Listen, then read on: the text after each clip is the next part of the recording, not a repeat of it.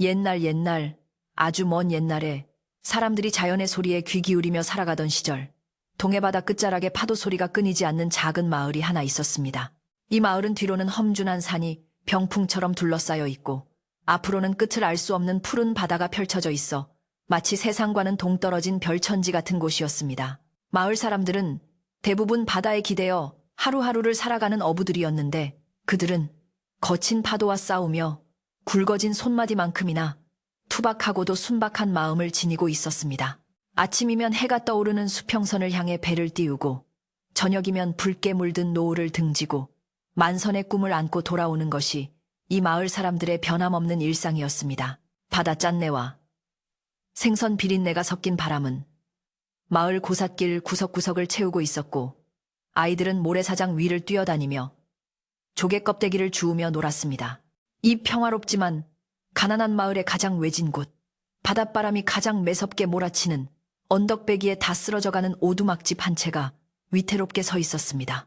지붕은 해묵은 볏짚으로 덮여 있어 비가 오면 빗물이 새기 일쑤였고, 흙벽은 여기저기 갈라져 찬바람이 숭숭 들어왔지만 그곳에는 마음씨 착한 박노인이 홀로 살고 있었습니다. 박노인은 평생을 바다에서 보낸 늙은 어부였는데, 가진 것이라고는 낡아 빠진 그물 몇 개와 칠이 다 벗겨진 작은 목선 하나가 전부였습니다. 아내를 일찍 여의고 자식도 없이 혼자 지내는 그는 끼니를 걱정해야 할 만큼 가난했지만 욕심을 부리는 법이 없었고, 언제나 주어진 것에 감사하며 하루하루를 묵묵히 견뎌내는 사람이었습니다. 그의 얼굴에는 세월이 남긴 깊은 주름이 가득했지만 눈빛만은 어린아이처럼 맑고 깊어서 보는 사람으로 하여금 저절로 고개를 숙이게 만들었습니다. 박노인의 하루는 동트기 전 새벽 어스름이 채가 쉬지 않은 시간에 시작되곤 했습니다. 그는 삐걱거리는 문을 열고 나와 차가운 새벽 공기를 깊게 들이마시며 바다의 기분을 살피는 것으로 일과를 시작했습니다. 바다의 색깔이나 바람의 냄새만 맡고도 그날의 날씨를 점칠 수 있었던 그는 마을 사람들에게 오늘은 파도가 높으니 조심하라고 일러주거나, 오늘은 고기가 많이 잡힐 것 같으니 서두르라고 덕담을 건네곤 했습니다. 비록 자신의 그물은 텅 비어 돌아오는 날이 많았어도 이웃의 배가 고기로 가득 차 돌아오면 누구보다 기뻐하며 손을 잡아주는 그런 사람이었습니다. 마을 사람들은 그런 박노인을 바다의 아버지라 부르며 따랐지만 정작 그의 살림살이는 나아질 기미가 보이지 않아 모두가 안타까워했습니다. 쌀독은 바닥을 보인 지 오래였고, 옷가지는 기워 입은 자국이 훈장처럼 남아 있었습니다. 어느 해 늦가을, 찬바람이 뼛속까지 스미는 스산한 날이었습니다. 며칠째 감은 날씨가 이어져 바다에 나가지 못한 탓에 박노인의 집에는 횟감도 먹을 양식도 거의 다 떨어져 가고 있었습니다. 배고픔을 참으며 찬물을 들이키던 박노인은 오늘이야말로 바다에 나가 무엇이라도 잡아와야겠다고 결심했습니다. 하늘은 잿빛 구름으로 뒤덮여 있었고, 파도는 평소보다 거칠게 일렁였지만 굶주림을 해결하기 위해서는 선택의 여지가 없었습니다. 그는 낡은 속옷을 겹쳐 입고 정성스럽게 손질해둔 그물을 어깨에 메고는 비틀거리는 걸음으로 선착장을 향해 내려갔습니다. 마을 사람들은 날씨가 심상치 않다며 말렸지만 박노인은 괜찮다며 허허 웃고는 자신의 작은 쪽배에 올랐습니다. 삐걱거리는 노 젓는 소리가 적막한 바다 위로 퍼져나갔습니다.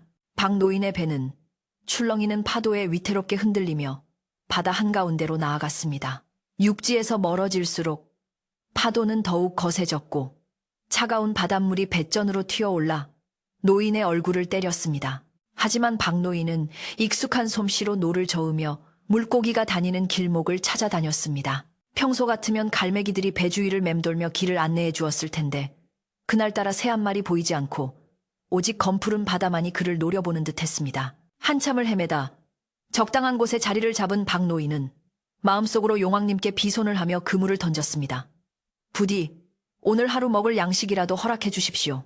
그의 간절한 바람을 담은 그물은 묵직한 소리를 내며 바닷속 깊은 곳으로 가라앉았습니다. 시간이 얼마나 흘렀을까? 박노인이 던져놓은 그물을 걷어 올릴 때가 되었습니다. 그는 거친 손바닥에 침을 꿰 뱉고는 힘껏 그물줄을 잡아당겼습니다. 그런데 이상한 일이었습니다.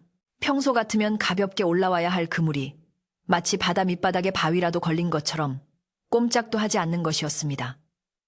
어허, 이거 큰일이로구나. 그물이 바위에 걸렸나 보네. 박노인은 낭패감을 느끼며 이리저리 줄을 당겨보았지만 그물은 요지부동이었습니다. 혹시라도 귀한 그물이 찢어질까봐 조심스럽게 힘을 주던 그때 그물 끝에서 묵직한 진동이 느껴졌습니다. 그것은 바위가 아니라 살아있는 무언가가 그물 안에서 꿈틀거리는 느낌이었습니다. 박노인의 가슴이 콩닥거리기 시작했습니다. 이것은 필시 평생 한번 만날까 말까 한 대물임이 틀림없었습니다. 박노인은 젖먹던 힘까지 짜내어 그물을 끌어올리기 시작했습니다. 팔뚝에 핏줄이 솟고 숨이 턱끝까지 차올랐지만 그는 멈추지 않았습니다. 영차 영차 신음 같은 기합 소리와 함께 서서히 그물의 형태가 수면 위로 드러나기 시작했습니다. 그리고 마침내 그물이 배전에 걸쳐지는 순간 박노인은 자신의 눈을 의심해야만 했습니다. 그물 안에는 은빛 비늘을 반짝이는 수많은 물고기들이 가득 차 있었기 때문입니다. 평생을 어부로 살아왔지만 이렇게 많은 고기를 한 번에 잡은 적은 단 한 번도 없었습니다.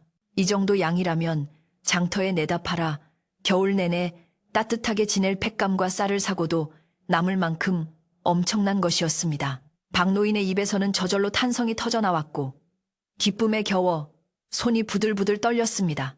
그런데 그물에 갇힌 물고기들을 배 위로 쏟아부으려던 찰나 박노인의 눈에 기이한 광경이 들어왔습니다. 수많은 은빛 물고기들 한가운데 유독 크고 빛나는 황금빛 물체가 보였던 것입니다.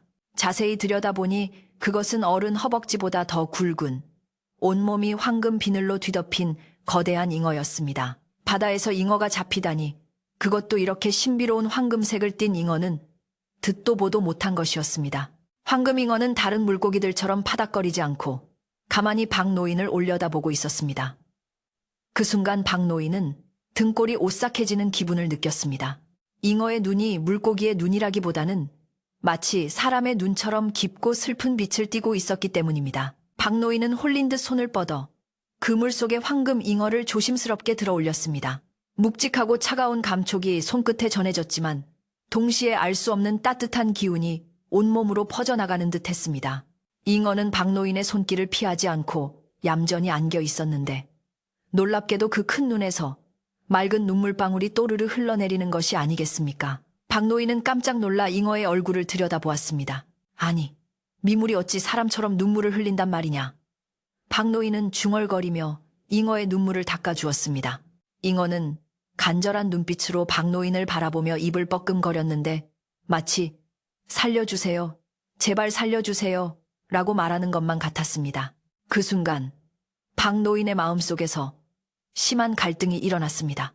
이 황금 잉어와 가득 찬 물고기들을 가져가면 당장 오늘 저녁부터 배불리 먹을 수 있을 뿐만 아니라 남은 여생을 편안하게 보낼 수 있을지도 모릅니다. 마을 사람들의 부러움을 한 몸에 받으며 윗집 지붕을 기와로 바꾸고 따뜻한 이불을 덮고 잘 수 있는 기회였습니다. 백가죽이 등 가죽에 붙을 만큼 배고픈 현실이 그의 발목을 잡았습니다. 하지만 눈앞에서 눈물을 흘리며 애원하는 듯한 저 생명의 눈빛을 외면할 수가 없었습니다. 박노인은 평생을 바다 생명에 감사하며 살아온 사람이었습니다. 필요 이상으로 잡지 않고 어린 물고기는 놓아주는 것이 그가 지켜온 철칙이었습니다. 이 기이한 잉어는 분명 예사로운 존재가 아니라는 생각이 그의 머릿속을 맴돌았습니다. 허허, 네가 나를 시험하는구나. 박노인은 긴 한숨을 내쉬며 허공을 올려다보았습니다.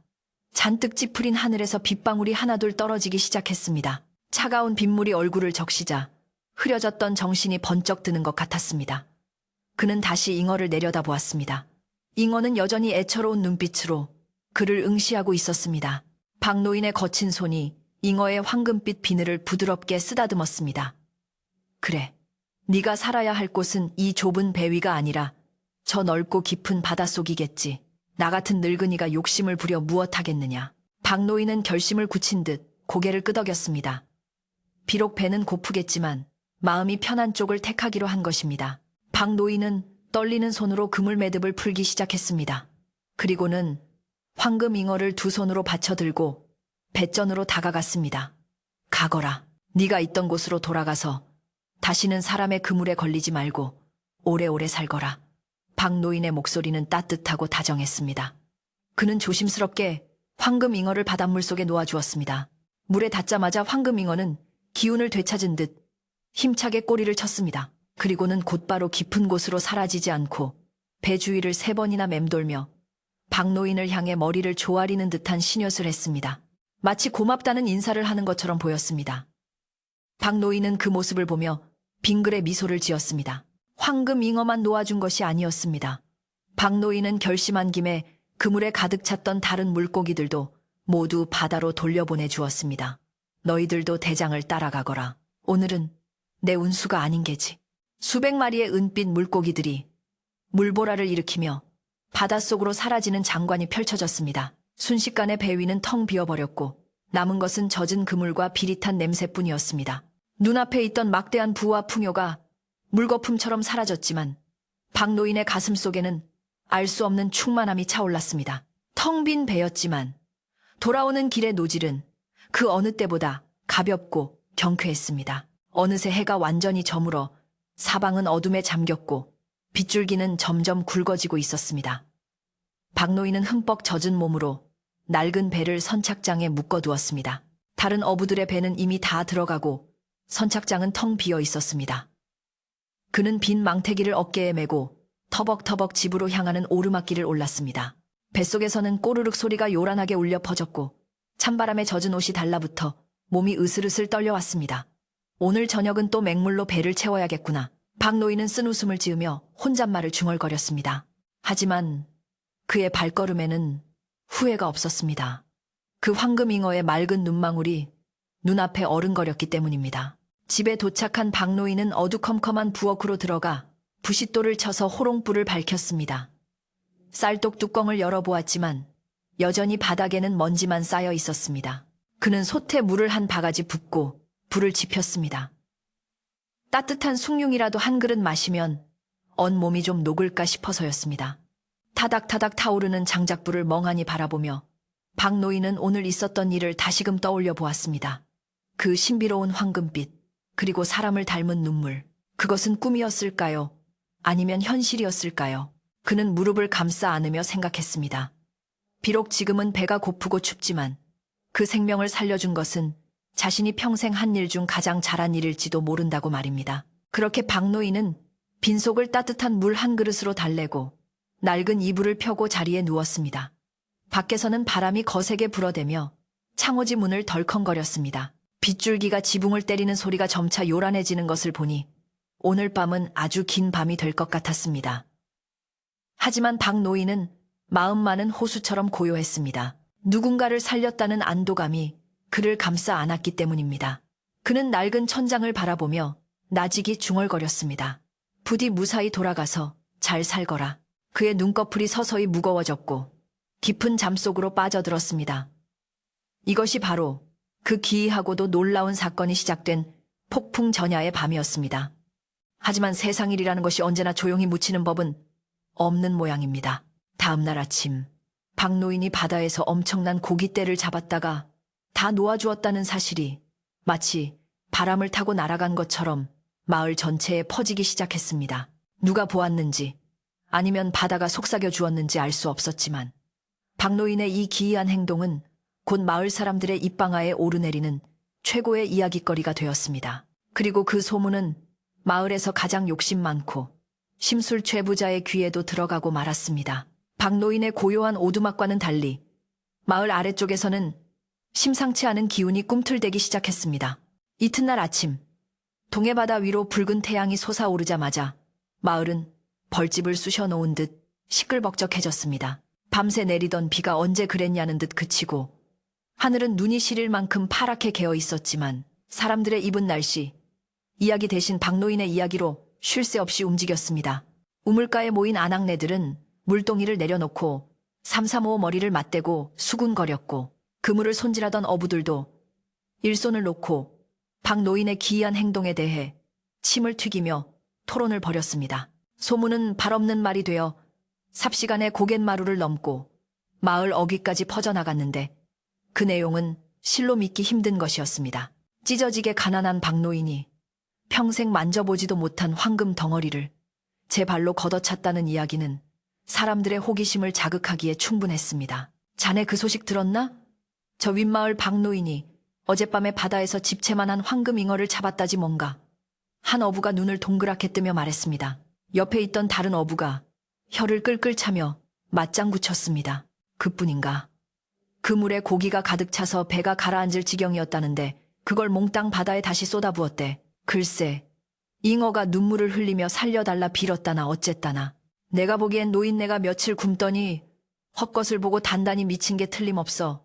사람들의 반응은 대부분 안타까운 반, 비웃음 반이었습니다. 당장 입에 풀칠하기도 어려운 처지에 굴러들어온 복을 걷어찬 박노인의 행동은 하루하루 먹고 살기 바쁜 마을 사람들의 상식으로는 도저히 이해할 수 없는 일이었기 때문입니다.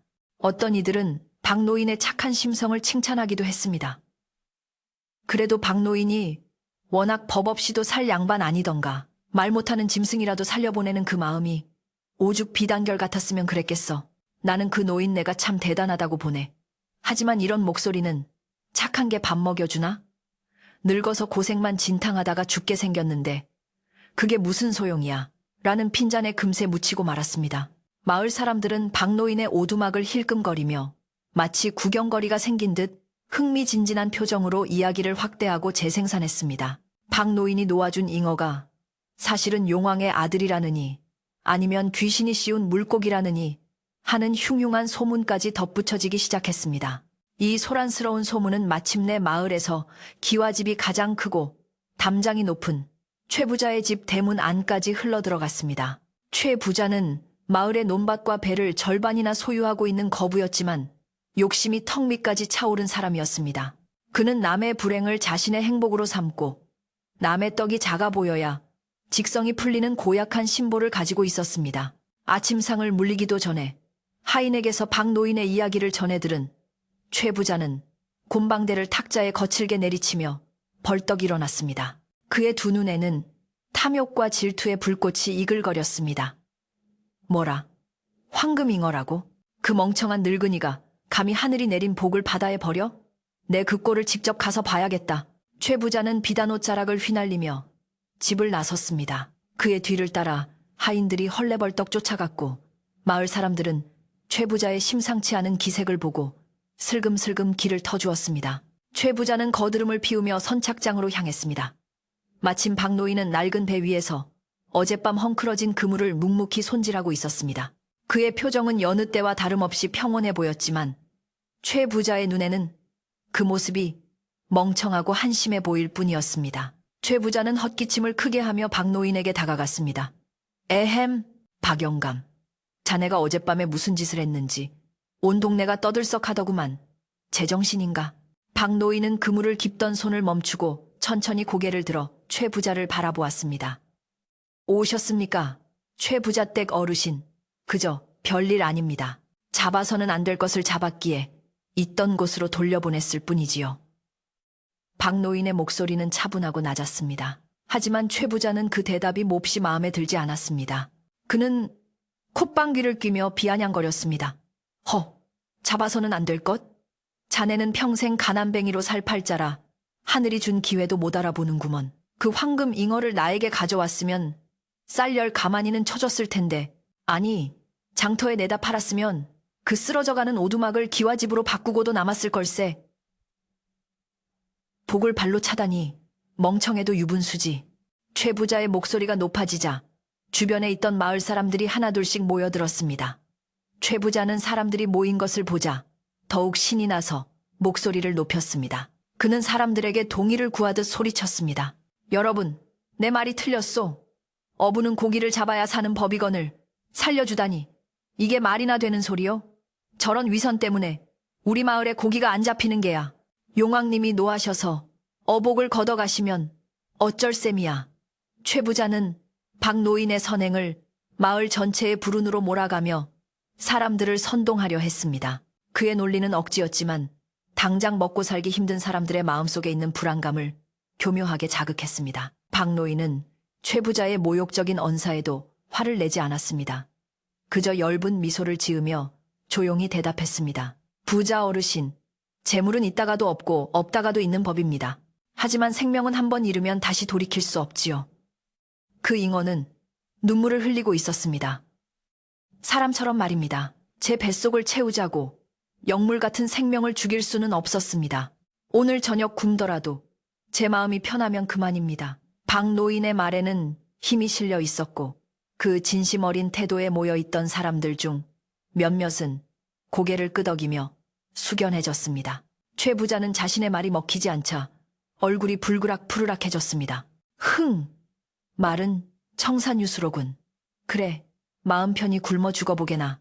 나중에 배고프다고 우리 집 대문 두드려도 국물도 없을 줄 알아. 최 부자는 바닥에 침을 굴 뱉고는 굴 돌아서려 했습니다. 바로 그때였습니다. 인파를 해치고 지팡이를 짚은 꼬부랑 할머니 한 분이 앞으로 나섰습니다.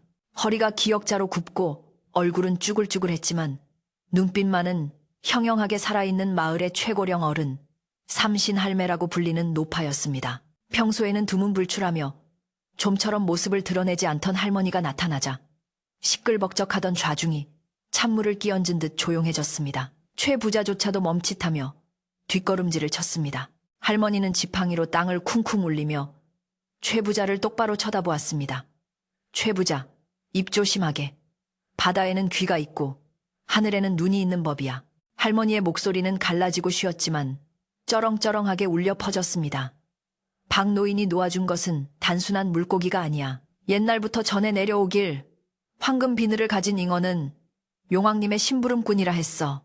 그 귀한 것을 살려보냈으니 박 노인은 큰 덕을 쌓은 것이고 자네는 그 덕을 비웃었으니 화를 자초한 게야. 할머니의 경고는 서늘한 예언처럼 들렸습니다. 최 부자는 잠시 주춤했지만 곧 자존심을 세우며 코웃음을 쳤습니다. 아이고, 망령이 드셨나. 용왕 심부름꾼 같은 소리 하고 있네. 세상 천지에 그런 게 어디 있소.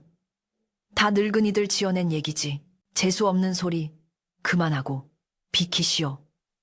최 부자는 할머니를 밀치듯 지나쳐 가버렸습니다. 하지만 마을 사람들은 할머니의 말을 허투루 듣지 않았습니다. 바다를 터전으로 살아가는 그들에게 용왕이나 바다의 전설은 절대적인 믿음이었기 때문입니다. 사람들은 불안한 눈빛을 교환하며 웅성거렸습니다. 진짜 용왕님의 사자였을까? 최 부자가 너무 말을 막 하긴 했어. 분위기는 묘하게 가라앉기 시작했습니다. 최 부자가 사라지고 난 뒤 할머니는 박 노인에게 다가가 쭈글쭈글한 손으로 그의 손을 잡았습니다. 자네, 잘했어. 아주 잘했어. 하지만 조심하게. 큰 복이 오기 전에는 반드시 큰 시련이 먼저 오는 법이라네. 오늘 밤은 문단속 단단히 하고 절대 밖으로 나오지 말게. 할머니는 알 수 없는 말을 남기고는 다시 지팡이를 짚으며 사라졌습니다. 박노인은 할머니의 뒷모습을 보며 깊은 생각에 잠겼습니다. 큰 시련이라니. 막연한 불안감이 가슴 한구석에서 피어올랐습니다. 그는 하늘을 올려다 보았습니다. 아까까지만 해도 맑았던 하늘빛이 어딘가 달라져 있었습니다. 점심때가 지나자 마을의 분위기는 급변하기 시작했습니다. 아침 내내 눈부시게 빛나던 태양 주위로 희뿌연 무리가 생기더니 서쪽 하늘 끝에서부터 검푸른 먹구름이 몽글몽글 피어오르기 시작했습니다. 그 구름은 마치 먹물을 풀어놓은 듯 짙고 무거웠으며 놀라운 속도로 하늘을 뒤덮어 왔습니다. 바다의 색깔도 변했습니다. 푸르던 바다는 검은 빛을 띠며 사납게 울렁거렸고 파도 소리는 짐승의 울음소리처럼 거칠어졌습니다. 갈매기들은 끼룩끼룩 비명을 지르며 육지 쪽으로 다급히 날아들었고 마을의 개들은 꼬리를 내리고 지저댔습니다. 바람의 냄새도 달라졌습니다. 짭조름하고 상쾌했던 바닷바람 대신 습하고 비릿하며 어딘가 썩은 듯한 냄새가 섞인 미지근한 바람이 불어오기 시작했습니다. 바람은 점점 거세져서 나뭇가지를 흔들고 집집마다 걸어둔 시래기를 바닥으로 떨어뜨렸습니다. 마을 사람들은 하던 일을 멈추고 불안한 얼굴로 하늘을 쳐다보았습니다. 이거 날씨가 왜 이러나? 아까는 그렇게 맑더니 꼭 무슨 일이 터질 것만 같아. 어부들은 서둘러 배를 육지로 더 깊숙이 끌어올리고 밧줄을 단단히 묶었습니다. 최 부자의 집 하인들도 마당에 널어둔 곡식을 걷어들이느라 부산을 떨었습니다. 박노인 역시 심상치 않은 기운을 감지했습니다. 그는 오두막 주변을 돌며 허술한 곳을 점검했습니다. 덜컹거리는 문짝에 못을 다시 박고 지붕 위로 날아가지 않게 돌덩이를 얹었습니다. 마당에 있는 낡은 항아리들도 깨지지 않게 구석으로 옮겼습니다. 그의 움직임은 분주했지만 마음은 이상하게도 차분했습니다. 아침에 꼬부랑 할머니가 해준 말이 귓가에 맴돌았습니다. 큰 복이 오기 전에는 큰 시련이 온다. 박노인은 바다를 바라보며 중얼거렸습니다. 용왕님, 부디 노여움을 거두시고 이 마을을 굽어 살펴주소서. 시간이 흐를수록 하늘은 더욱 낮게 내려앉았습니다. 이제는 대낮인데도 초저녁처럼 어두컴컴해졌습니다. 먹구름 사이로 간간히 번개가 번쩍거리며 으르렁거리는 천둥 소리가 멀리서 들려왔습니다. 그 소리는 마치 거대한 짐승이 발을 구르는 소리 같아서 듣는 사람의 심장을 조여왔습니다. 최 부자는 대청마루에 앉아 술상을 받고 있었지만 그 역시 불안한 기색을 감추지 못했습니다. 날씨 한번 고약하군. 그 늙은이가 재수 없는 짓을 해서 이런 거야. 분명해. 그는 애써 호기를 부리며 술을 들이켰지만 떨리는 손은 속일 수 없었습니다. 마을 사람들은 모두 집 안으로 들어가 문을 걸어 잠갔습니다. 아이들은 무서워 울음을 터뜨렸고 어머니들은 아이들을 품에 안고 달랬습니다. 길거리에는 개미 새끼 한 마리 보이지 않게 되었고 오직 바람 소리만이 마을을 지배했습니다. 휘잉, 휘잉, 바람은 골목을 쏘다니며 빈 깡통을 굴리고 닫힌 문을 두드렸습니다. 그것은 단순한 바람이 아니라 무언가 거대한 존재가 다가오는 신호탄과도 같았습니다. 박노인의 오두막은 언덕 위에 있어 바람을 정면으로 막고 있었습니다. 낡은 집은 비명 같은 소리를 내며 흔들렸습니다. 박노인은 방 안에 앉아 호롱불을 켰습니다. 바람이 문틈으로 들어와 불꽃이 위태롭게 춤을 추었습니다. 그는 벽에 걸린 아내의 낡은 저고리를 바라보며 마음을 다잡았습니다. 오늘 밤 무슨 일이 일어나든 견뎌내야 한다. 그는 직감했습니다. 이 폭풍우는 평범한 비바람이 아니라는 것을, 자신이 놓아준 황금잉어와 최부자의 비웃음, 그리고 할머니의 경고가 모두 하나의 고리로 연결되어 있다는 것을 느낄 수 있었습니다. 바다는 이제 하얀 거품을 물고 육지를 집어삼킬 듯이 덤벼들고 있었습니다. 어느새 빗방울이 후두둑 떨어지기 시작했습니다. 처음에는 굵은 빗방울이 듬성듬성 떨어지더니 이내 하늘에 구멍이 뚫린 듯 억수 같은 비가 쏟아져 내렸습니다. 천둥과 번개가 동시에 내리꽂히며 천지를 진동시켰습니다. 쾅! 번쩍! 마을은 순식간에 아수라장이 되었습니다. 박노인은 두 손을 모으고 눈을 감았습니다. 밖에서 들려오는 파도 소리는 지옥의 아우성처럼 끔찍했습니다. 이것은 단순한 태풍이 아니었습니다. 인간의 탐욕과 오만, 그리고 자연의 신비가 충돌하는 거대한 소용돌이의 시작이었습니다. 밤은 깊어가고 폭풍우는 점점 더 맹렬한 기세로 마을을 몰아붙였습니다. 박노인의 작은 오두막은 마치 거친 파도 위의 쪽배처럼 위태롭게 흔들렸습니다. 그러나 박노인은 두려움 속에서도 희망의 끈을 놓지 않았습니다. 그는 알고 있었습니다. 어둠이 깊을수록 새벽이 가깝다는 것을, 그리고 폭풍 뒤에는 반드시 고요가 찾아온다는 것을. 하지만 과연 이 낡은 오두막과 마을이, 그리고 죄 많은 최부자가 이 무시무시한 밤을 무사히 넘길 수 있을지는 아무도 장담할 수 없었습니다. 바다 한가운데서 무언가가, 아주 거대한 무언가가 빛을 내며 다가오고 있다는 사실을 폭풍우 소리에 묻혀 아무도 눈치채지 못하고 있었습니다. 밤은 깊어갈수록 그 사나운 기세를 더해만 갔고 세상은 온통 칠흑 같은 어둠과 물보라 속에 잠겨버렸습니다. 하늘 구멍이 뚫린 듯 쏟아지는 비는 낡은 오두막의 지붕을 사정없이 두드렸고 거센 바람은 문풍지를 찢어버릴 듯이 울부짖었습니다. 박노인은 방 한구석에 웅크리고 앉아 흔들리는 호롱불 아래서 두 손을 꼭 모으고 있었습니다. 집 전체가 삐걱거리며 금방이라도 무너져 내릴 듯한 소리를 낼 때마다 노인의 가슴도 철렁 내려앉았습니다. 평생 바다 곁에서 살아온 그였지만 이렇게 무시무시하고 살기 어린 폭풍우는 처음 겪는 일이었습니다. 마치 바다의 신이 크게 노하여 인간 세상을 벌하려는 것처럼 자연의 분노는 거침이 없었습니다. 마을 아래쪽 상황도 다급하기는 마찬가지였습니다. 튼튼한 기와집에 사는 최부자조차도 불안에 떨며 잠을 이루지 못하고 있었습니다.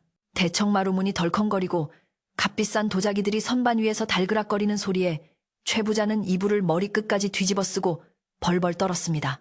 그는 아침에 자신이 내뱉었던 오만한 말들을 떠올리며 후회했지만 이미 엎질러진 물이었습니다.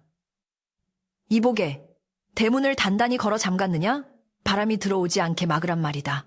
최 부자는 하인들에게 고래고래 소리를 질렀지만 그의 목소리조차 천둥 소리에 묻혀 들리지 않았습니다. 마을 사람들은 모두 숨을 죽인 채 이 밤이 무사히 지나가기만을 간절히 기도하고 있었습니다. 박노인의 오두막은 바람을 정면으로 받는 언덕 위에 있어 더욱 위태로웠습니다. 비바람이 몰아칠 때마다 흙벽에서는 흙부스러기가 떨어져 내렸고 천장에서는 빗물이 뚝뚝 떨어져 방바닥을 적셨습니다.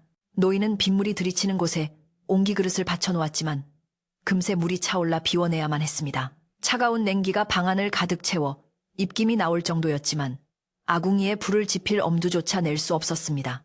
용왕님, 이 늙은이 목숨은 거두어 가셔도 좋으나 부디 이 마을의 다른 사람들은 다치지 않게 해주십시오. 박노인은 자신의 안위보다 이웃들을 걱정하며 간절히 빌었습니다. 그의 기도는 폭풍 우 소리 속에서도 또렷하게 이어졌습니다. 그때였습니다. 쾅 하는 굉음과 함께 집 앞에 오래된 감나무 가지가 부러지는 소리가 들렸습니다. 박노인은 깜짝 놀라 문 쪽을 바라보았습니다. 문고리가 미친 듯이 흔들리고 있었고 문틈 사이로 빗물이 거품을 물고 스며들었습니다. 이제 정말 끝인가 싶은 순간 바다 쪽에서 들려오던 파도 소리가 갑자기 달라졌습니다. 지금까지는 바위가 부서질 듯 으르렁거리는 소리였다면 이제는 마치 수천 마리의 말발굽이 달려오는 듯한 웅장하고도 규칙적인 울림으로 변한 것입니다. 그 소리는 땅바닥을 통해 박노인의 엉덩이까지 전해져 왔고 공기 중의 흐름마저 바꾸어 놓는 듯 했습니다. 박노인은 두려움을 무릅쓰고 찢어진 문풍지 구멍으로 밖을 내다보았습니다. 칠흑 같은 어둠 속에서 아무것도 보이지 않을 것이라 생각했지만 그의 눈앞에 믿을 수 없는 광경이 펼쳐졌습니다.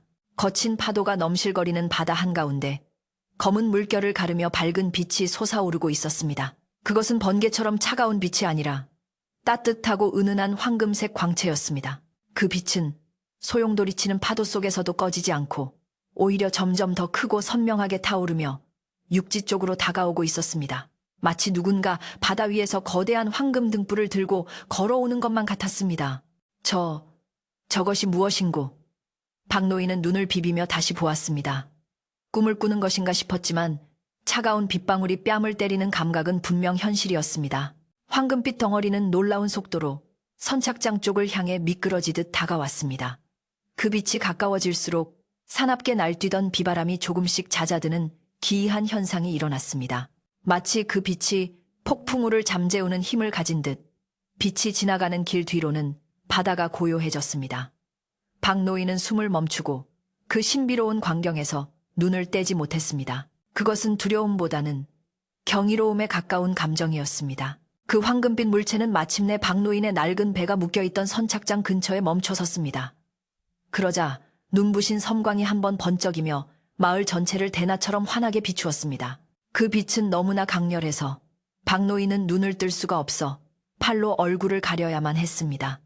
그리고는 알 수 없는 묵직하고 따뜻한 기운이 오두막을 감싸 안았습니다. 긴장이 풀린 탓일까요? 아니면 그 빛의 기운 때문일까요? 밤새 공포에 떨며 긴장했던 박노인의 몸에서 힘이 쭉 빠져나갔습니다. 그는 스르르 바닥에 쓰러지듯 누웠고 마치 소미불에 감싸인 듯 깊고 아늑한 잠속으로 빠져들었습니다. 폭풍우 소리는 이제 자장가처럼 아득하게 멀어져 갔습니다. 얼마나 잤을까요? 박노인의 귓가에 왱왱거리는 참새 소리가 들려왔습니다. 그는 무거운 눈꺼풀을 힘겹게 들어 올렸습니다. 문틈으로 들어오는 햇살이 눈부시게 밝았습니다. 밤새 들이치던 비바람 소리는 온데간데 없고 세상은 쥐 죽은 듯 고요했습니다. 박노인은 자리에서 일어나 찌뿌둥한 허리를 폈습니다. 방 안은 엉망이었지만 다행히 집은 무너지지 않고 버텨주었습니다. 살았구나. 내가 살았어. 그는 안도의 한숨을 내쉬며 밖으로 나갈 채비를 했습니다. 어젯밤 보았던 그 황금빛이 꿈이었는지 생시였는지 확인하고 싶은 마음이 굴뚝 같았기 때문입니다. 문을 열고 밖으로 나오자 코끝에 와닿는 공기가 그 어느 때보다 상쾌하고 달콤했습니다. 하늘은 구름 한 점 없이 맑고 파란색 물감을 풀어놓은 듯 청명했습니다. 어젯밤의 지옥 같았던 폭풍우가 거짓말처럼 느껴질 정도였습니다. 마당의 텃밭은 비에 씻겨 파릇파릇한 생기를 띠고 있었고 쓰러진 울타리 너머로 보이는 바다는 잔잔한 은빛 물결을 반짝이고 있었습니다. 박노인은 기지개를 켜며 마을을 내려다보았습니다. 곳곳에 나뭇가지가 널려 있고 지붕이 날아간 집들도 보였지만 다행히 큰 피해는 없어 보였습니다. 마을 사람들도 하나둘씩 밖으로 나와 간밤에 안부를 묻고 있었습니다. 박노인은 서둘러 선착장으로 향하는 비탈길을 내려갔습니다. 그의 심장은 쿵쾅쿵쾅 뛰고 있었습니다. 어젯밤 그 빛이 머물렀던 자리, 자신의 낡은 쪽배가 있던 그곳이 어떻게 변했을지 궁금해서 견딜 수가 없었습니다. 길가에 고인 웅덩이를 피해가며 선착장에 다다랐을 때 박노인은 그 자리에 얼어붙고 말았습니다. 그가 평생 타고 다니던 칠이 벗겨진 낡은 쪽배는 온데간데 없고 그 자리에 눈을 의심케 하는 엄청난 것이 놓여 있었기 때문입니다. 그것은 배라고 부르기에는 너무나 크고 화려했으며 집이라고 부르기에는 물 위에 떠있는 기이한 물건이었습니다. 그곳에는 최고급 소나무로 지어진 튼튼하고 거대한 배 한 척이 황금빛을 띠며 정박해 있었습니다. 배의 겉면은 푸칠을 한 듯 윤기가 흘렀고 뱃머리에는 용의 머리 모양이 정교하게 조각되어 위엄을 뽐내고 있었습니다. 줄은 굵은 비단실로 꼬아 만든 것처럼 매끄러웠고 갑판 위에는 비를 막아주는 멋진 지붕까지 달려 있었습니다. 박노인은 입을 다물지 못한 채 배 주위를 빙빙 돌았습니다. 이게 도대체 무슨 조화란 말인가? 내 배는 어디 가고 이런 귀한 배가. 그는 조심스럽게 손을 뻗어 배의 난간을 만져보았습니다. 단단하고 따뜻한 나무의 감촉이 손바닥에 전해졌습니다. 꿈이 아니었습니다.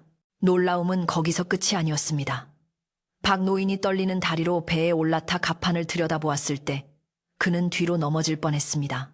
배 안에는 싱싱한 물고기가 가득 찬 것이 아니라 세상 귀한 보물들이 산더미처럼 쌓여 있었기 때문입니다. 붉은 비단과 푸른 비단이 층층이 쌓여 있고 그 옆에는 쌀가마니가 10관박도 넘게 놓여 있었습니다. 또한 커다란 나무 상자 안에는 전복, 해삼 같은 귀한 해산물이 말린 상태로 가득 담겨 있었고 엽전 꾸러미도 수북하게 놓여 있었습니다. 이것은 단순한 만선이 아니라 평생을 놀고 먹어도 남을 만큼의 엄청난 재물이었습니다. 박노인은 그 자리에 주저앉고 말았습니다. 다리에 힘이 풀려서 있을 수가 없었습니다. 그의 눈에서는 하염없이 눈물이 흘러내렸습니다. 용왕님, 미천한 늙은이가 베푼 작은 정성을 이리도 크게 갚으시다니요. 그는 뱃바닥에 엎드려 바다를 향해 몇 번이고 절을 올렸습니다.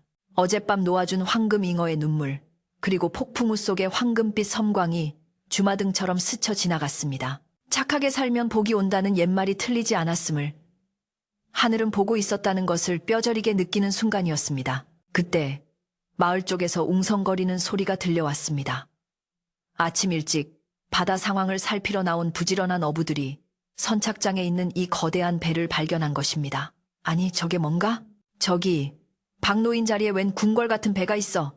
저기 사람이 있다. 박노인 아닌가? 사람들은 눈을 비비며 선착장으로 달려왔습니다. 그들의 고함 소리에 마을 안쪽에 있던 사람들까지 우르르 몰려 나오기 시작했습니다. 삽시간에 선착장은 구경꾼들로 가득 찼고 모두가 박노인과 그의 세배를 보며 입을 다물지 못했습니다. 사람들은 배의 크기와 화려함에 압도되어 감히 가까이 다가오지 못하고 수군거렸습니다. 저게 정말 박노인 배란 말인가? 어젯밤에 용왕님이 다녀가셨다는 게 사실이었어. 세상에, 저 안에 든 것 좀 봐. 쌀이랑 비단이 넘쳐나네. 부러움과 시기, 놀라움이 뒤섞인 탄성이 여기저기서 터져 나왔습니다. 박노인은 멍하니 앉아있다가 몰려든 이웃들을 보고 정신을 차렸습니다. 그는 쑥스러운 듯 머리를 긁적이며 일어섰지만 무엇이라 설명해야 할지 말문이 막혔습니다. 그 시각 최 부자의 집에서도 이 소식이 전해졌습니다. 마님, 대감마님, 큰일 났습니다. 선착장의 박노인이, 하인이 숨이 턱에 닿도록 달려와 소리쳤습니다. 늦잠을 자고 일어난 최 부자는 눈곱을 떼며 심드렁하게 물었습니다. 왜? 그 늙은이 배가 부서지기라도 했더냐? 꼴 좋다. 그러게 내 말을 들었어야지. 하인은 고개를 세차게 저으며 손을 내저었습니다. 아닙니다요. 그게 아니라 박노인 자리에 임금님이나 타실 법한 으리으리한 배가 생겼습니다. 보물도 가득하다고 합니다요. 최 부자는 들고 있던 찻잔을 떨어뜨렸습니다. 쨍그랑 소리와 함께 찻잔이 산산조각 났습니다. 뭐라고? 그게 무슨 귀신 씻나라 까먹는 소리야. 최 부자는 버선발로 마당으로 뛰쳐나왔습니다. 멀리 선착장 쪽에 사람들이 개미떼처럼 모여있고 그 한가운데서 햇빛을 받아 번쩍이는 황금빛 물체가 보였습니다. 최 부자의 얼굴이 흑빛으로 변했다가 이내 붉게 달아올랐습니다. 질투심이 화산처럼 폭발했습니다. 저런 말도 안 되는 저건 내 것이다. 우리 마을 앞바다에서 난 거니 응당 마을 유지인 내 것이야. 최 부자는 씩씩거리며 옷매무새도 제대로 갖추지 않은 채 선착장으로 달리기 시작했습니다. 그의 뒤로 하인들이 허둥지둥 따라붙었습니다. 선착장에 도착한 최 부자는 사람들을 거칠게 밀치고 앞으로 나섰습니다. 눈앞에 펼쳐진 광경은 상상을 초월했습니다. 자신이 가진 어떤 배보다도 크고 훌륭한 배, 그리고 그 안에 가득한 재물들은 최 부자의 탐욕에 기름을 부었습니다. 그는 배 위에 서 있는 박노인을 노려보며 소리를 질렀습니다. 이놈 박노인, 내 이놈 도둑놈 같으니라고. 이 배가 어디서 났느냐? 박노인은 깜짝 놀라 최 부자를 바라보았습니다. 최 부자 어르신, 저도 모르겠습니다. 밤새 폭풍우가 지나고 나니 제 배는 사라지고 이 배가. 박노인이 채 말을 마치기도 전에 최 부자가 말을 끊었습니다. 거짓말 마라. 내깟 놈이 이런 배를 살 돈이 어디 있어. 필시 어젯밤 폭풍우를 틈타 어디서 훔쳐온 것이 분명하다. 아니면 그래, 이 배는 원래 내 배였는데 파도에 떠내려갔다가 네 자리에 걸린 게야. 그러니 이 배와 물건들은 다 내 것이다. 최 부자의 억지는 하늘을 찌를 듯했습니다. 마을 사람들은 최 부자의 뻔뻔함에 혀를 찼지만 그의 서슬퍼런 기세에 눌려 아무도 나서지 못했습니다. 박노인은 기가 막혀 말도 나오지 않았습니다. 어르신, 어찌 그런 억지를 부리십니까? 이 배는 제 낡은 배가 있던 자리에. 하지만 최 부자는 들으려 하지 않았습니다. 시끄럽다. 얘들아, 당장 저 늙은이를 끌어내리고 물건들을 우리 집 창고로 옮겨라. 최 부자가 하인들에게 명령을 내리자 건장한 하인들이 배 위로 올라가려 했습니다. 분위기는 순식간에 험악해졌고 박노인은 이 귀한 선물을 뺏길 위기에 처했습니다. 그때 배의 뱃머리에 조각된 용의 눈에서 기이한 빛이 서리기 시작했습니다. 하인들이 배의 난간에 손을 대려는 순간 아! 하는 비명과 함께 그들이 뒤로 나자빠졌습니다. 마치 불에 데인 듯 혹은 강한 전류에 감전된 듯 하인들은 손을 감싸 쥐고 뒹굴었습니다. 최 부자는 눈이 휘둥그레져서 소리쳤습니다. 뭐 하는 짓들이냐? 엄살 부리지 말고 어서 짐을 옮겨. 하지만 아무도 다시 배에 손을 댈 엄두를 내지 못했습니다. 배는 마치 주인을 알아보는 듯 박노인에게는 따뜻한 기운을 내뿜었지만 탐욕스러운 자들에게는 차가운 거부를 보내고 있었습니다. 이 기이한 광경 앞에서 마을 사람들은 숨을 죽였습니다. 과연 이 소동은 어떻게 끝이 날까요? 선착장은 순식간에 찬물을 끼얹은 듯 고요해졌지만 그 정적은 폭풍전야와도 같은 팽팽한 긴장감을 품고 있었습니다. 최 부자는 바닥에 나뒹굴며 신음하는 하인들을 내려다보며 혀를 찼습니다. 그는 자신의 명령을 수행하지 못한 하인들이 꾀병을 부린다고 생각했습니다. 에그, 덩치만 컸지 쓸모없는 놈들 같으니라고. 배 정전기가 좀 일었기로써니 그게 무서워서 엄살을 피워? 비켜라. 내 직접 가서 가져오겠다. 최 부자는 옷소매를 걷어붙이며 코웃음을 쳤습니다. 그는 여전히 이 모든 상황이 눈의 가시 같은 박노인이 꾸민 얄팍한 속임수라고 믿고 싶어 했습니다. 마을 사람들은 침을 꿀꺽 삼키며 최 부자의 다음 행동을 주시했습니다. 과연 그도 하인들처럼 튕겨져 나갈 것인지 아니면 정말로 배의 주인이 바뀔 것인지 궁금했기 때문입니다. 최 부자는 짐짓 위풍당당한 걸음걸이로 배와 육지를 연결하는 널빤지 위로 발을 내디뎠습니다. 그가 첫 발을 떼는 순간 잔잔하던 배가 갑자기 거칠게 요동치기 시작했습니다. 마치 낯선 침입자를 거부하듯 배 전체가 삐걱거리는 소리를 내며 좌우로 심하게 흔들렸습니다. 최 부자는 중심을 잃고 휘청거렸지만 널빤진 안간을 꽉 붙잡으며 악착같이 버텼습니다. 이놈의 배가 감히 주인을 못 알아보고 가만히 있지 못해 그는 배를 향해 호통을 쳤지만 배는 더욱 거세게 출렁거릴 뿐이었습니다. 박노인은 안타까운 마음에 손을 뻗으려 했지만 최 부자의 서슬퍼런 눈빛에 막혀 다가가지 못했습니다. 최 부자는 기어코 흔들리는 갑판 위로 올라서는데 성공했습니다. 갑판에 올라선 최 부자의 눈앞에 다시 한번 휘황찬란한 보물들이 펼쳐졌습니다. 밖에서 볼 때보다 훨씬 더 많고 값비싼 물건들이 쌓여 있는 것을 보자 최 부자의 눈은 탐욕으로 뒤집혔습니다. 그는 배가 흔들리는 것도 아랑곳하지 않고 가장 가까이에 있는 붉은 비단 뭉치를 향해 달려들었습니다.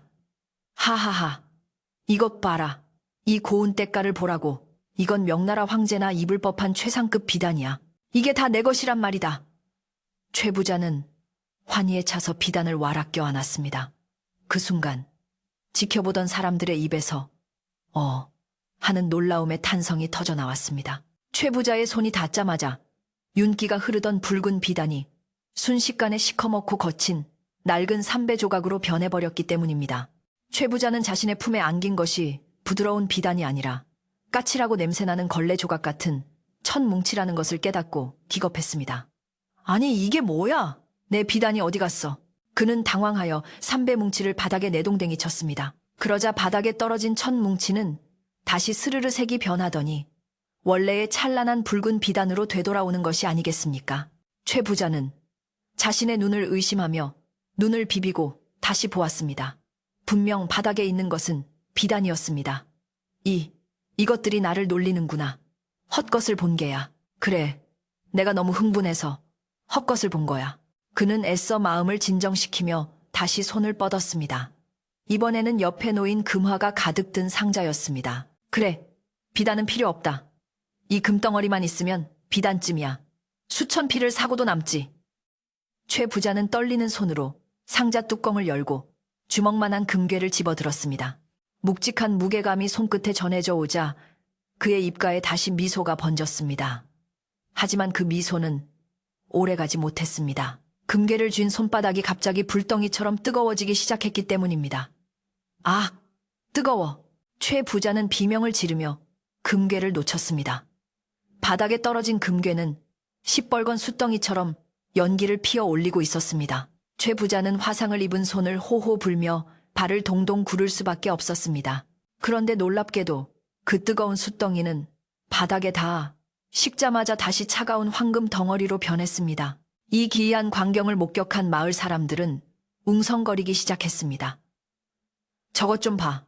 최 부자가 만지니까 보물이 똥물로 변하고 숫덩이로 변해. 진짜 용왕님이 노하셨나 봐. 최 부자는 손도 못 대게 하시네. 사람들의 수군거림이 커지자 최 부자는 창피함과 오기로 얼굴이 불그락푸르락해졌습니다. 그는 이대로 물러설 수 없다고 생각했습니다. 이따위 요술에 내가 속을 줄 아느냐. 박노인, 내 놈이 무슨 수작을 부린 게지? 네가 만져봐라. 네가 만져서 멀쩡하면 내가 인정하마. 최 부자는 억지를 부리며 구석에 서 있던 박노인을 억지로 끌어당겨 보물상자 앞으로 떠밀었습니다. 박노인은 엉겁결에 앞으로 떠밀려 나왔습니다. 그는 겁에 질린 표정으로 최 부자와 보물을 번갈아 보았습니다. 어르신, 저는 아무런 수작도 부리지 않았습니다. 그저 박노인은 주저하다가 최 부자의 강압에 못 이겨 조심스럽게 바닥에 놓인 황금 덩어리에 손을 뻗었습니다. 마을 사람들은 숨을 죽이고 그 모습을 지켜보았습니다. 박노인의 거칠고 투박한 손이 황금에 닿는 순간 신비로운 일이 일어났습니다.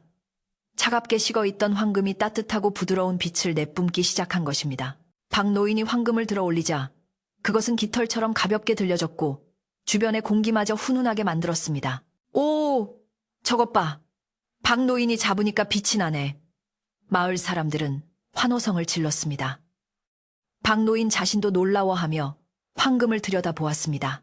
그것은 분명 아까 최 부자를 태울 듯 뜨거웠던 그 물건이었지만 박노인의 손에서는 세상에서 가장 포근한 보석처럼 빛나고 있었습니다. 박노인이 옆에 있던 비단을 만지자 비단 역시 더욱 고운 색을 띠며 물결치듯 찰랑거렸습니다. 배 안에 있는 모든 물건들이 박노인을 주인으로 인정하고 환영하는 듯 했습니다. 이것은 누가 보아도 명백한 하늘의 뜻이자 바다의 선택이었습니다. 최 부자의 억지는 더 이상 설 자리가 없었습니다. 그때 군중을 해치고 꼬부랑 할머니가 다시 앞으로 나섰습니다. 어제 최 부자에게 경고를 날렸던 그 할머니였습니다. 할머니는 지팡이를 높이 들어 올리며 쩌렁쩌렁한 목소리로 외쳤습니다. 보았느냐? 눈이 있으면 똑똑히 보았을 게다. 이 배와 보물은 욕심 없는 마음이 불러온 복이다. 탐욕스러운 자가 손을 대면 재물은 돌멩이가 되고 불덩이가 되어 재앙이 되지만 선한 자가 손을 대면 세상을 이롭게 하는 보배가 되는 법이야. 할머니의 일갈은 최 부자의 정수리에 벼락처럼 꽂혔습니다. 마을 사람들은 할머니의 말에 고개를 끄덕이며 최 부자를 싸늘한 눈초리로 쳐다보았습니다. 최 부자는 쥐구멍이라도 찾고 싶은 심정이었습니다. 화상을 입은 손은 욱신거렸고 마을 사람들의 비웃음 섞인 시선은 그보다 더 따갑게 그를 찔러왔습니다. 그는 더 이상 억지를 부릴 명분도 기운도 없었습니다. 자신이 평생 모은 재산보다 더 귀한 것들이 눈앞에 있었지만 그것은 그림의 떡이나 마찬가지였습니다. 최 부자는 헛기침을 몇 번 하더니 슬금슬금 뒷걸음질을 쳤습니다. 내가 오늘은 몸이 안 좋아서 이만 가보겠네. 재수가 없으려니 별 해괴한 일을 다 겪는구먼. 그는 끝까지 자존심을 세우려 했지만 도망치듯 배에서 내려오는 그의 뒷모습은 처량하기 짝이 없었습니다. 하인들도 주인의 눈치를 보며 부축해서 황급히 자리를 떴습니다. 최 부자 일행이 사라지자 선착장에 감돌던 팽팽한 긴장감이 일순간에 풀어졌습니다. 아이고, 속이 다 시원하다. 저 욕심쟁이 영감, 꼴 좋게 됐네. 마을 사람들은 박수를 치며 웃음을 터뜨렸습니다. 그동안 최 부자의 횡포에 눌려 살았던 서름이 한 번에 씻겨 내려가는 듯 했습니다. 박 노인은 여전히 얼떨떨한 표정으로 서 있었지만 그의 얼굴에도 안도의 미소가 번졌습니다. 배는 더 이상 흔들리지 않고 잔잔한 물결 위에 평온하게 떠 있었습니다. 이제 이 배의 주인이 누구인지는 의심할 여지가 없었습니다. 박 노인은 배의 난간에 기대어 마을 사람들을 내려다보았습니다. 모두가 부러운 눈빛으로 그를 바라보고 있었지만 그 눈빛 속에는 시기보다는 축하와 경외심이 담겨 있었습니다. 박 노인은 잠시 생각에 잠기더니 결심한 듯 입을 열었습니다. 이웃 여러분, 이 배와 물건들은 제 것이 아닙니다. 사람들은 의아해하며 웅성거렸습니다. 아니 박 영감, 그게 무슨 소리요? 방금 배가 영감을 주인으로 모시는 걸 우리가 다 봤는데. 박 노인은 고개를 저으며 말을 이었습니다. 이것은 용왕님께서 우리 마을 전체에 내려주신 선물입니다. 저 혼자 다 쓰고 죽기에는 너무나 과분한 것들입니다. 박 노인의 말은 잔잔한 파문처럼 사람들의 가슴 속으로 퍼져나갔습니다. 그는 배 안 가득 쌓인 쌀가마니와 생선들을 가리키며 외쳤습니다. 어서들 올라오십시오. 이 곡식과 생선을 가져다가 오늘 저녁은 집집마다 배불리 먹읍시다. 굶주리는 아이가 없게 하고 추위에 떠는 노인이 없게 합시다. 이 보물들은 우리가 함께 나눌 때 비로소 진짜 보물이 되는 것입니다. 박 노인의 따뜻한 제안에 마을 사람들은 잠시 할 말을 잃었습니다. 평생 가난하게 살았으면서도 일확천금의 기회 앞에서 이웃을 먼저 생각하는 박 노인의 마음에 모두가 감동한 것입니다. 박 영감, 아니 박 어르신, 정말 고맙습니다. 누군가 소리치자 여기저기서 환호성이 터져 나왔습니다. 젊은 장정들이 먼저 배 위로 올라가 쌀가마니를 나르기 시작했고 아낙네들은 생선 광주리를 머리에 이고 춤을 추듯 배를 내려왔습니다. 배 위는 순식간에 활기찬 일터이자 축제의 장으로 변했습니다. 박 노인은 쌀가마니를 짊어진 청년들의 등을 두드려주며 연신 웃음을 지었습니다. 조심해서 나르게, 쌀 한 톨도 흘리지 말고. 그의 얼굴에는 세상 그 어떤 부자보다도 넉넉하고 행복한 미소가 걸려 있었습니다. 그 모습은 마치 자식들에게 밥을 먹이는 아버지의 모습과도 같았습니다. 소문은 삽시간에 퍼져 집에 남아있던 아이들과 노인들까지 모두 바닷가로 나왔습니다. 마을 앞 백사장은 임시 장터처럼 북적거렸습니다.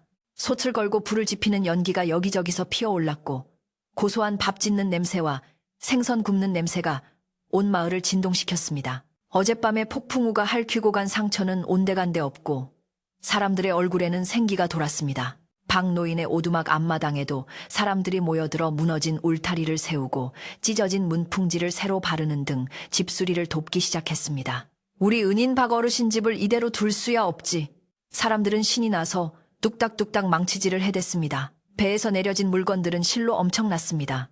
마을 사람들 모두가 1년을 먹고도 남을 만큼의 양식이었습니다. 특히 배 깊숙한 곳에서 발견된 약재들은 아픈 사람들이 많은 이 마을에 더할 나위 없는 선물이었습니다. 꼬부랑 할머니는 약재를 살펴보며 고개를 끄덕였습니다. 이건 천년 묵은 산삼보다 귀한 바다의 영약들이야. 이제 우리 마을의 병자가 사라지겠구나. 박 노인은 귀한 약재를 촌장에게 맡기며 아픈 사람들에게 골고루 나눠주라고 당부했습니다. 그는 자신을 위해서는 낡은 옷 한 벌도 챙기지 않았습니다. 그저 사람들이 기뻐하는 모습을 보는 것만으로도 배가 불렀기 때문입니다. 해는 어느덧 서산으로 넘어가고 있었지만 마을의 열기는 식을 줄을 몰랐습니다. 오히려 저녁이 되자 마을회관 앞마당에 멍석이 깔리고 잔치판이 벌어졌습니다. 집집마다 담가둔 술이 나오고 박 노인의 배에서 나온 진귀한 해산물로 만든 요리들이 상다리가 부러지게 차려졌습니다. 평소에는 구경도 못 해본 전복죽이며 동구이 같은 음식들을 맛보며 아이들은 입 주변에 밥풀을 묻힌 채 깔깔거렸고 어른들은 술잔을 기울이며 덩실덩실 춤을 추었습니다. 최 부자의 집만 빼고 마을 전체가 불을 밝히고 웃음꽃을 피우는 진풍경이 벌어졌습니다. 박 노인은 마을 사람들의 성화에 못 이겨 상석에 앉았습니다. 그의 앞에는 가장 기름지고 맛있는 생선구이가 놓여 있었지만 그는 옆에 앉은 아이의 밥숟가락 위에 생선살을 발라 올려주기에 바빴습니다. 많이 먹어라. 쑥쑥 커야지. 아이는 오물오물 밥을 먹으며 박 노인을 향해 방긋 웃었습니다. 그 모습을 지켜보던 마을 사람들은 누가 먼저랄 것도 없이 박 노인을 향해 술잔을 들어 올렸습니다. 박 어르신, 만수무강하십시오. 어르신 덕분에 우리 마을이 살았습니다. 우렁찬 건배 제의가 밤하늘에 울려 퍼졌습니다. 박 노인은 쑥스러운 듯 손사래를 쳤지만 눈가에는 촉촉한 물기가 맺혔습니다. 외롭고 힘들었던 지난날의 고생이 눈 녹듯 사라지는 순간이었습니다. 그는 하늘을 올려다보았습니다. 어젯밤 그토록 무섭게 몰아치던 비구름은 다 사라지고 총총한 별들이 보석처럼 박혀 반짝이고 있었습니다. 저 멀리 바다에서는 파도 소리가 잔잔한 노랫소리처럼 들려왔습니다. 마치 용왕님이 그래, 잘했다. 그게 정답이다. 라고 속삭여주는 것만 같았습니다. 박 노인은 마음속으로 깊은 감사를 올렸습니다. 밤이 깊어가도록 잔치는 계속되었습니다. 사람들은 서로의 어깨를 감싸 안고 노래를 불렀고 해묵은 감정들도 술잔 속에 털어버렸습니다. 박 노인의 선행이 불러온 기적은 단순히 물질적인 풍요만이 아니었습니다. 가난 때문에 삭막해졌던 사람들의 마음을 하나로 묶어주고 잃어버렸던 정을 되살려 놓은 것이 더 큰 기적이었습니다. 최 부자의 탐욕이 갈라놓았던 마을 인심은 박 노인의 나눔으로 다시 단단하게 봉합되었습니다. 따뜻한 모닥불 주변에 둘러앉은 사람들의 얼굴은 불빛을 받아 붉게 물들었고 그 어느 때보다 평화로워 보였습니다. 이제 모든 소란과 갈등은 해결되었습니다. 욕심쟁이는 물러갔고 착한 사람은 보상을 받았으며 이웃들은 화합했습니다. 하지만 아직 이야기는 끝나지 않았습니다. 이 기적 같은 하루를 마무리하고 박 노인이 앞으로 어떻게 살아갈지 그리고 이 마을에 어떤 변화가 지속될지를 보여주는 마지막 따뜻한 풍경이 남아 있습니다. 깊은 밤, 모든 불이 꺼지고 찾아올 진정한 평화의 시간을 위해 마을의 밤은 서서히 깊어가고 있었습니다. 잔치는 밤이 깊도록 이어졌지만 어느덧 새벽 이슬이 내리기 시작하자 타오르던 모닥불도 사그라들고 흥겨웠던 노랫소리도 잦아들었습니다. 배불리 먹고 마음껏 웃었던 마을 사람들은 하나둘씩 자리를 털고 일어나 집으로 돌아갈 채비를 서둘렀습니다. 그들의 손에는 박 노인이 나누어준 쌀과 생선 꾸러미가 들려 있었고 발걸음은 취기 때문이 아니라 행복감에 겨워 비틀거렸습니다. 박 어르신, 오늘 정말 고마웠습니다. 편히 주무십시오. 내일 날 밝으면 다시 와서 돕겠습니다. 사람들은 박 노인의 손을 잡고 몇 번이고 인사를 건넸습니다. 마을 고삿길마다 두런두런 나누는 담소 소리가 정겹게 울려 퍼졌고 집집마다 돌아가 켜는 호롱불빛이 마치 땅 위에 내려앉은 별처럼 따스하게 반짝였습니다. 박 노인도 이웃들의 배웅을 받으며 자신의 오두막으로 발길을 옮겼습니다. 어제까지만 해도 찬바람이 숭숭 들어오던 낡은 집이었지만 오늘은 느낌이 사뭇 달랐습니다.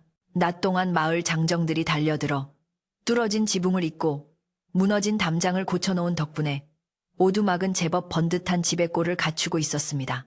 무엇보다 달라진 것은 집안을 가득 채운 온기였습니다. 마을 안악들이 미리 아궁이에 장작을 넉넉히 떼어놓아 방바닥은 절절 끓을 정도로 뜨끈했습니다. 박 노인은 방문을 열자마자 확 끼쳐오는 훈훈한 공기에 코끝이 찡해졌습니다. 그것은 단순히 택감이 주는 열기가 아니라 이웃들이 전해준 마음의 온도였기 때문입니다. 방 안에는 새하얀 소미불이 깔려 있었습니다. 촌장댁에서 귀한 손님이 오면 내주려던 이불을 박 노인을 위해 선뜻 내어놓은 것이었습니다. 박 노인은 조심스럽게 방에 들어와 앉아 벽에 등을 기대고 깊은 숨을 내쉬었습니다. 긴 하루였습니다. 폭풍우가 몰아치던 공포의 밤부터 기적 같은 황금배의 등장, 최 부자와의 신랑이, 그리고 마을 잔치까지 평생 겪을 일을 하루에 다 겪은 듯 몸은 노곤했지만 정신만은 맑은 호수처럼 투명했습니다. 그는 창호지 문 너머로 은은하게 비치는 달빛을 바라보며 문득 먼저 떠난 아내를 떠올렸습니다. 여보, 당신도 보고 있소? 우리 마을에 참으로 좋은 날이 왔구려. 허공에 건네는 독백이었지만 어딘가에서 아내의 따뜻한 미소가 돌아오는 것만 같았습니다. 선착장에는 여전히 그 신비로운 배가 땄을 내리고 있었습니다. 사람들은 모두 돌아갔지만 배는 스스로 은은한 빛을 내며 밤바다를 지키고 있었습니다. 그 빛은 등대처럼 마을 앞바다를 비추어 늦은 밤 고기잡이 나가는 배들에게 길잡이가 되어 주었습니다. 신기하게도 그 배 안에 있던 재물들은 마을 사람들이 그렇게 많이 가져갔음에도 불구하고 다시 가보면 원래대로 가득 채워져 있었습니다. 쌀을 퍼내면 쌀이 다시 솟아나고 비단을 잘라내면 다시 비단이 차올랐습니다. 그것은 마르지 않는 샘물과도 같은 요술배였습니다. 하지만 마을 사람들은 그 누구도 욕심을 부려 배를 독차지하려 하지 않았습니다. 필요할 때 필요한 만큼만 가져가는 것. 그것이 이 배가 마을에 머무는 조건임을 모두가 본능적으로 깨달았기 때문입니다. 한편 마을의 가장 큰 기와집에서는 뒤늦은 후회와 탄식이 흘러나오고 있었습니다. 최 부자는 잔치 내내 대문을 걸어 잠그고 방 안에 틀어박혀 있었습니다. 담장 너머로 들려오는 사람들의 웃음소리와 풍악소리가 그의 가슴을 후벼 팠습니다. 화상을 입은 손은 약을 발라도 욱신거렸지만 더 아픈 것은 마을 사람들로부터 철저히 외면당했다는 소외감이었습니다. 내가 어쩌다 이 꼴이 되었을꼬. 최 부자는 캄캄한 방에서 홀로 술잔을 기울였습니다. 평생 재물을 모으는 데만 혈안이 되어 인심을 잃고 살아온 자신의 지난 날이 주마등처럼 스쳐 지나갔습니다. 박노인의 오두막에서 흘러나오는 희미한 불빛이 고래등 같은 자신의 집보다 훨씬 더 밝고 커 보였습니다. 다음 날 아침 최 부자의 집 대문이 조심스럽게 열렸습니다. 최 부자는 하인을 시켜 쌀 한 섬과 꿀단지 하나를 박노인 댁에 보내왔습니다. 그리고 어제는 내가 제정신이 아니었네. 부디 노여움을 풀게나 라는 짧은 전갈도 함께였습니다. 직접 찾아오지는 못했지만 천하의 고집불통 최 부자로서는 생전 처음 해보는 사과였습니다. 박노인은 그 선물을 물리치지 않고 기꺼이 받았습니다. 그리고 하인편에 잡은 생선 중 가장 실한 놈을 골라보내며 사람이 살다 보면 그럴 수도 있지요. 날 풀리면 막걸리나 한잔합시다 라고 전했습니다. 그 말 한마디에 최 부자는 닫았던 마음의 빗장을 조금씩 풀기 시작했고 마을 사람들도 최 부자를 다시 마을의 일원으로 받아들이기 시작했습니다. 그렇게 마을의 마지막 응어리마저 봄눈 녹듯 사라졌습니다. 계절은 흘러 겨울이 찾아왔습니다. 예년 같으면 매서운 바닷바람과 배고픔에 떨며 힘겹게 보냈을 겨울이었지만 그해 겨울은 마을 역사상 가장 따뜻하고 풍요로웠습니다. 박노인의 배에서 나온 솜과 비단으로 지은 옷 덕분에 아이들은 볼이 빨개지도록 밖에서 뛰어놀았고 집집마다 굴뚝에서는 하루 종일 밥 짓는 연기가 끊이지 않았습니다. 쥐감도 넉넉하여 노인들은 따뜻한 아랫목에서 옛날 이야기를 나누며 겨울을 났습니다. 눈이 펑펑 쏟아지는 날에도 마을은 고요하고 평화로웠습니다. 사람들은 이 모든 것이 박노인의 덕분이라며 마을 입구에 박노인을 기리는 작은 비석이라도 세우자고 했지만 박노인은 극구사양하며 손사래를 쳤습니다. 박노인의 일상은 크게 변하지 않았습니다. 마을 최고의 부자가 될 수 있었지만 그는 여전히 낡은 속옷을 즐겨 입고 소박한 밥상을 받았습니다. 달라진 점이 있다면 더 이상 생계를 위해 거친 파도와 싸우지 않아도 된다는 점이었습니다. 그는 아침이면 느릿느릿 선착장으로 산책을 나갔습니다. 그곳에 정박해 있는 황금배에 올라가 난간을 쓰다듬으며 바다와 대화를 나누는 것이 그의 새로운 일과였습니다. 오늘도 파도가 잔잔하구나. 고맙다. 참으로 고맙다. 노인은 배에게 말을 걸기도 하고 먼 바다를 향해 인사를 건네기도 했습니다. 그러면 배는 끼익끼익 소리를 내며 노인의 손길에 화답하는 듯 했습니다. 어느 맑은 날 오후, 박노인은 배 위에서 깜빡 낮잠이 들었습니다. 따스한 햇살이 노인의 얼굴을 비추고 갈매기 소리가 자장가처럼 들려오던 그때 꿈속에서 다시금 그 황금 잉어가 나타났습니다. 잉어는 예전처럼 눈물을 흘리는 대신 찬란한 빛을 내뿜으며 공중을 유유히 헤엄치고 있었습니다. 잉어는 박노인의 주위를 3번 돌더니 사람의 목소리로 부드럽게 속삭였습니다. 은인씨여, 당신의 맑은 마음이 이 배를 불렀습니다. 이 배는 당신의 마음을 담는 그릇이니 그 마음이 변치 않는 한 영원히 마을을 지킬 것입니다. 잉어는 꼬리로 무지개를 그리며 하늘 높이 날아올랐고 박노인은 환한 미소를 지으며 잠에서 깼습니다. 잠에서 깬 박노인의 눈앞에는 노을이 지고 있었습니다. 붉게 물든 바다는 마치 금가루를 뿌려놓은 듯 반짝였고 그 위로 갈매기들이 떼를 지어 집으로 돌아가고 있었습니다. 허허, 참으로 좋은 꿈이로구나. 박노인은 기지개를 켜며 배에서 내려왔습니다. 선착장 입구에는 동네 아이들이 쪼르르 달려와 그를 반겼습니다. 할아버지, 옛날 이야기 해주세요. 아이들은 박노인의 옷자락을 잡고 매달렸습니다. 박노인은 아이들의 머리를 하나하나 쓰다듬어주며 마을 회관 앞 정자나무 아래로 향했습니다. 그곳은 이제 마을 사람들의 사랑방이자 아이들의 놀이터가 되어 있었습니다. 박노인은 아이들을 무릎에 앉히고 이야기를 시작했습니다. 바닷속 용궁 이야기, 착한 거북이 이야기, 그리고 욕심을 부리면 벌을 받는다는 교훈이 담긴 이야기들. 아이들은 눈을 동그랗게 뜨고 박노인의 이야기에 빠져들었습니다. 마을 어른들도 지나가다 걸음을 멈추고 흐뭇한 표정으로 그 모습을 지켜보았습니다. 박노인의 목소리는 늙고 쉬었지만 그 안에는 깊은 울림과 따뜻함이 배어 있었습니다. 그의 이야기는 단순한 재미를 넘어 아이들의 마음속에 선함의 씨앗을 심어주는 걸음이 되었습니다. 해가 완전히 저물고 어둠이 내릴 때까지 이야기판은 계속되었습니다. 그렇게 세월은 유수와 같이 흘렀습니다. 박노인은 천수를 누리며 마을 사람들의 존경과 사랑 속에서 행복하게 살았습니다. 그의 머리카락은 설이 내린 듯 하얗게 셌지만 얼굴의 주름 사이사이에는 언제나 온화한 미소가 머물러 있었습니다. 마을은 황금잉어 마을이라는 이름으로 불리게 되었고 지나가던 나그네들도 이 마을에 들르면 넉넉한 인심에 감동하여 발길을 멈추곤 했습니다. 흉년이 들어도 이 마을만은 굶주리는 사람이 없었고 전염병이 돌아도 이 마을은 비껴갔습니다. 사람들은 그것이 박노인의 선행이 만든 결계 덕분이라고 믿었습니다. 어느 평화로운 가을밤, 박노인은 여느 때처럼 일찍 저녁을 먹고 마루에 걸터 앉았습니다. 밤하늘에는 보름달이 휘영청 떠올라 세상을 대낮처럼 환하게 비추고 있었습니다. 가을 귀뚜라미가 귀뚤귀뚤 울어대고 담장 너머 감나무에서는 잘 익은 홍시가 툭 하고 떨어지는 소리가 들렸습니다. 모든 것이 더할 나위 없이 고요하고 평화로운 밤이었습니다. 박노인은 지팡이를 짚고 천천히 마당으로 내려섰습니다. 밤 공기는 차가웠지만 상쾌했고 바람에 실려오는 바다 내음은 여전히 향긋했습니다. 그는 마을을 천천히 한 바퀴 돌아보았습니다. 집집마다 불이 꺼지고 사람들은 깊은 잠에 들어 있었습니다. 간간히 들려오는 잠꼬대 소리와 갓난아이의 숨소리가 마을의 평온함을 더해 주었습니다.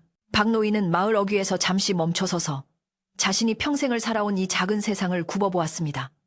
가난하고 척박했던 마을이 이제는 웃음과 정이 넘치는 낙원이 되었습니다. 이만하면 되었다. 참으로 잘 살았다. 박노인은 스스로에게 나직이 말했습니다. 그의 마음속에는 일말의 미련도 후회도 남아있지 않았습니다. 오직 감사함만이 가득 차올랐습니다. 집으로 돌아온 박노인은 이부자리를 폈습니다. 빳빳하게 풀 먹인 베개와 포근한 소미불이 그를 기다리고 있었습니다. 그는 호롱불을 끄고 자리에 누웠습니다. 창호지 문 너머로 달빛이 은은하게 방 안을 비추었습니다.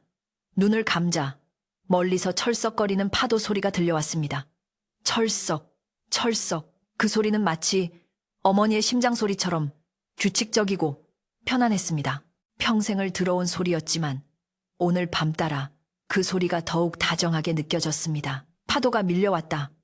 밀려갈 때마다 박노인의 숨결도 그 리듬에 맞춰 깊고 느려졌습니다. 박노인은 꿈결처럼 들려오는 파도 소리에 귀를 기울였습니다. 그 소리는 고생했다, 이제 쉬어라 라고 말하는 것 같기도 했고 사랑한다, 고맙다 라고 속삭이는 것 같기도 했습니다. 그의 입가에 엷은 미소가 번졌습니다. 몸은 깃털처럼 가벼워졌고 의식은 아득한 바다 위를 부유하는 듯 했습니다. 따뜻한 아랫목의 온기가 그의 등과 허리를 감싸 안았습니다. 밖에는 바람이 불어 나뭇잎을 흔들었지만 방 안은 세상 그 어느 곳보다 안전하고 아늑했습니다. 어느새 박노인의 숨소리가 고르게 변했습니다. 깊고 편안한 잠이 그를 찾아왔습니다. 그것은 근심 걱정 없이 내일의 노동에 대한 부담 없이 맞이하는 진정한 휴식이었습니다. 마을 전체가, 아니 온 세상이 박노인의 단잠을 지켜주기 위해 숨을 죽인 듯 했습니다. 황금배도, 바다도, 달님도 모두가 잠든 노인을 따뜻한 눈길로 내려다보고 있었습니다. 이야기는 여기서 끝이 납니다.